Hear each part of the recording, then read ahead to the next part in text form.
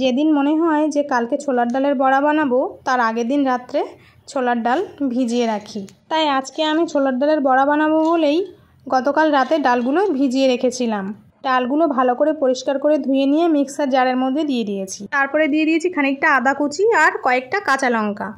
তারপরে ভালো করে একটা মিহি পেস্ট করে নিয়েছি। এরকম শুকনো শুকনো করে পেস্ট করেছি, একদম জল ব্যবহার করিনি। যতই শুকনো করে পেস্ট করা যায় ততই কিন্তু ভালো।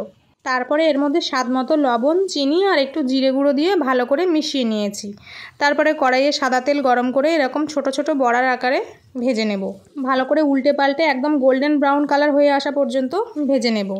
এগুলো ভেজে তুলে নিচ্ছি, বাকিগুলোও একইভাবে ভেজে নেব। আজকে আমি একটু বেশি পরিমাণেই বড়া বানাচ্ছি, তার কারণ শুধু তরকারি না, কয়েকটা বড়াও আমি রাখবো গরম ভাতের সাথে খাওয়ার জন্যে। গরম ভাত দিয়ে এই বড়া খেতে কিন্তু বেশ ভালো লাগে। তোমরা কে কে এই ডালের বড়া পছন্দ করো কমেন্টে জানিও। তরকারি খেতে বেশি ভালো লাগে নাকি বড়া খেতে বেশি ভালো লাগে সেটাও কিন্তু কমেন্ট করে জানিও। আমাদের বাড়িতে তো তরকারির থেকে বড়াটাই আবার সবাই বেশি পছন্দ করে। যাক, বড়াগুলো সব ভাজা হয়ে গেছে, তুলে নিচ্ছি। এবার আমি ওই তেলের মধ্যেই আলুগুলো একটু ভেজে নেব। ডুমো ডুমো করে কেটে নিয়েছি, একটু লবণ দিয়ে আলুগুলো এরকম লাল লাল করে ভেজে নিয়েছি, তুলে নেব। এবার ওই তেলেই তেজপাতা, গোটা জিরে, গোটা গরম মশলা ফোড়ন দিয়েছি।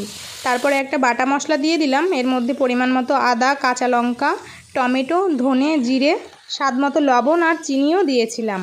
এবার মশলা ভালো করে কষানো হয়ে গেলে, মশলা থেকে তেল ছেড়ে এলে ভেজে রাখা আলুগুলো দিয়ে আরও কিছুক্ষণ কষিয়ে নিয়েছি।